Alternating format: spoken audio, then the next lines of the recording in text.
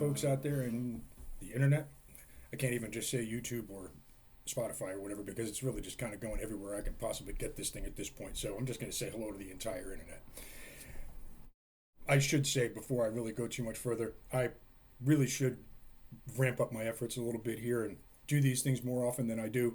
It would really kind of probably help the channel to have more content, but it takes time to do these things. I have to figure out what I'm going to write. I have to write the script for it. I have to do the editing. I have to produce the assets for it and all the rest. And it takes a little bit of time. So I'm getting more comfortable with it, but I'm still not really up to the snuff where I'm going to be able to produce these things much more often than I do. Anyway, I really shouldn't complain about that. Really, the times that we live in right now are hysterical because here I've actually been able to take a whole bunch of writings and compile 2 books in print, mind you. By the way, that reminds me, I actually have the proof of my second book done too. So 2 books in the can. And I also put together this YouTube channel, and I'm also producing all of this stuff as a podcast. All of this was done with no money out of pocket. Really, these are fascinating times we live in that we can produce that kind of material at that level and not have to put any money out of pocket to do it.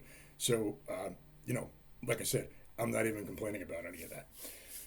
So, on that note, I was talking with my wife a couple of weeks ago, really after I finished that second book, and I said, well, what am I ever going to do for a third book now? The suggestion she said was, maybe you should talk a little bit about traveling because, we've done a lot of that. And, come to think of it, I have written a little bit about that, but not a lot. And if I really put some time into it, I'm sure I could come up with enough material for that kind of thing. But in the short term, I figured I would find some stuff that I have written that does talk a little bit about that kind of thing. So I'm going to read now. There's a little bit before and a little bit after, but I'm going to read now about when we took our daughter back up to school up in upstate New York and then took a trip up to Lake Ontario while we were at it. So that's all I'm going to do for an intro for now. I will see you after my reading. Thank you very much. I hope you enjoy. So, today's reading. Today's first entry is a really short one. This was on August 19th, 2020, day 157. Tomorrow is road trip day. As of right now, no news about my daughter's school closing, so we're on our way. More to follow tomorrow. Now, I probably should preface this. Well, it's not really a preface if I'm doing it afterward. Whatever. I'm going to explain that a few pages earlier, I did actually explain that there was a chance that her school was not going to be opening for the semester. So, she was actually thinking she may not be able to go back. As it turns out, that didn't happen. We made a road trip because the school did open. Continuing on. This is August 20th, 2020, day 158, road trip day. Today has been a long day. It feels strange to say that this is day 158 of the shut-in because I'm not shut in. I'm in a hotel in upstate New York. The day started bright and early. We had the car loaded to the hilt and on the road at 9 a.m., which is actually pretty good time-wise. We made it here about 2. Then daughter and I went down to move in. It took longer to sit in line for the check-in and do the actual move. She had to be tested for COVID-19 again, of course. Then we finished moving her in. Then we went to Walmart to grab some necessities. Here it is about 10 p.m. and I'm finally sitting in bed typing this, and that's all I have to say for now. I'm effing tired. Did I mention it was a long day? 2020, August 21st, day 159, Lake Ontario. In case you didn't know, the Wisconsin ice sheet receded from North America some 75,000 years ago, and thank goodness that happened back then, because if it had happened last Wednesday, we wouldn't be nearly so pleased. The other upshot of this is that it left behind these gigantic lakes. What's another word for something that's like really, really big? Whatever. If you've never actually stood on the shore of one of the Great Lakes, I encourage you to do so. It really is amazing, and it looks like you're looking out over the ocean. Now, I'm going to actually interject into the middle of my own reading here that there is another reason that I went here today, other than just like looking for something to do while we were up there.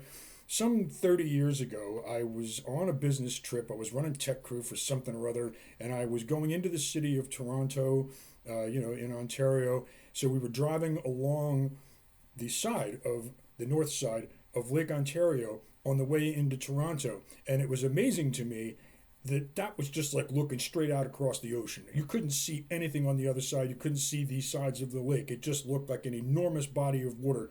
And I said to myself then, someday I'm going to make it a point to come up to this lake and stand on the shore so I can see what this really looks like. So you could say that this entry here is kind of the culmination of what I had thought of back then. Now, back to the story. Here we have a lovely photograph of what it looks like on the shore of Lake Ontario. I've flown over the Great Lakes before, and that's always cool, but I've never actually gone to stand on the shore. The opportunity just never presented itself until today. We drove north until we saw water. It only took about 45 minutes. When I finally found the actual beach, I got out and I said, well, I didn't know exactly what I was looking for, but this is what I was looking for. It's really like being at the ocean, except there are no seagulls, it's not that windy, there's no sand, there's no salt, no sharks, no jellyfish, no horseflies. And it doesn't smell like 30 million things just died nearby. It's like being at the shore, but only the good parts. That picture that I just spoke of before, that's on the southern side of Lake Ontario in Oswego, New York. It's just to the west of the SUNY campus. I never knew that there actually was a college campus dorms looking out over the lake. That is so cool. So that's the story for the day. On our way home tomorrow. August 22nd, 2020, day 160, driving home. We had a couple of days in upstate New York, and now it's time to drive home. And we did. The drive was fine and uneventful. The cats were happy to see us. The only other thing that I can say is that we really liked going up there. It was really great to take the road trip. Well, that, it's kind of weird that our daughter's not around. You see, we had finally gotten used to the kids being out of the house and at school, and then 160 days ago, we all got locked in, and we really got used to having everybody here together. So now she's back out of the house again, and it's a very strange emptiness that I didn't expect to feel, and in fact, I said as much on the way home yesterday because I started to feel that less than 20 minutes into the ride home. August 23rd, 2020, day 161, the last day of vacation. And this time it really was a vacation. We actually went somewhere. Today has been spent shopping and getting some things done around the house, and then I was going to go cut the grass, and it started raining, and that was that. I got to watch the Sixers game, the final in the series. They're out of the playoffs. Yeah, boo. Well, that's the way it goes. But in all seriousness, I'm not really that huge a fan other than my association with all Philly teams.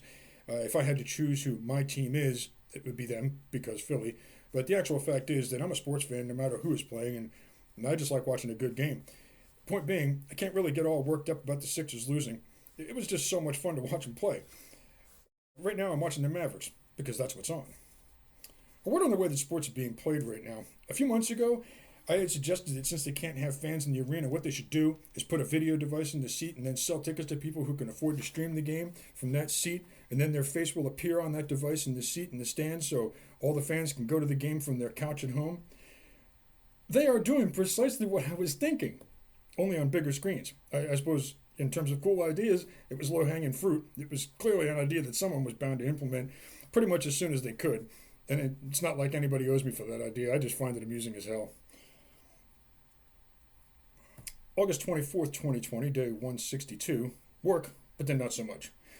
See, I got back to work this morning because vacation was over, but as it turns out, I'm not able to work after all. Last night, the internet went down, and that happens from time to time, so I wasn't concerned, but this morning, it was still out. Here it is 3:45 p.m. as I'm typing this, and it's still out. I'm using the hotspot on my phone for my internet connection right now. I tried using it for my regular work, but that just did not work out at all. So even though I intended to go back to work today, there's no way that I'm going back to work because I have no internet. Little emoji of a head banging against the wall. Looks so much better when it's animated. Yeah, I could go on, but I think I'm just going to stop it right there. If you want to know how the rest of that ends, you're just going to have to read the book for yourself. I probably should have mentioned in the intro, and I didn't. This is kind of like what the purpose of keeping a journal really is. The tone of things, the way things change just in the course of a couple of days that it took to drive up north, do what we were doing up there, and then coming back home, and what all of that actually felt like at the time. I mean, I don't know, it means a lot to me, I guess, because like I'm going back and reliving that now, and I remember what all of that was like. Like I said, that's the purpose of keeping this journal, isn't it? And there's another funny thing to say about this. I did stop while I was doing my reading to talk about what happened when I was driving into Ontario that day. There was something else that happened in Ontario while I was up there, and this is like one of the silliest things I think I've ever run across. I stepped outside to have a cigarette because, this was like 30 years ago when I was smoking in those days, and I thought it was remarkably quiet on the streets in Toronto. I was like, I don't understand. Like, where is everybody? It was so quiet. There was nobody around. There was nothing happening. And then I hear this rumbling coming from like above the hill just over there, and I couldn't see above the hill up that road there beyond those buildings or anything like that, but I could hear a rumbling sound. And what it was, when they finally came over top of that rise, I saw what it was that was the day that Toronto was doing their marathon. So some 5,000 people came running over top of that hill, all with numbers on them, and I had to jump up into the foyer of the building that I was standing in front of to avoid getting run over and stampeded by all these people. And they ran across everything. They ran across the cars, the sidewalks, everything that was in the way. Never seen anything like that before. I can't believe that I was actually in that city while that was going on and had no idea it was happening until it literally almost stampeded me to death. Anyway, yeah, that happened. Yeah, if I ever do decide to write a travel book, that story is going to go in there too. So anyway, I hope that I hope you liked what you've seen here today, and if you'd like to see more, please hit the subscribe button. You'll be notified when new videos are posted. In my next episode, I'm going to bring my buddy Art out, and we're going to have a little conversation. He's going to do some reading from his book too. I need to talk to him about that. He needs to decide exactly what it is that he wants to do for his part in that. In any case, he's an audio guy. He's probably going to bring some better microphones, so once he's here, this actually may sound better than what it sounds like with me doing this on a laptop with a laptop microphone. So that's all I really have for today. Thank you very much, and I hope to see you for episode 5.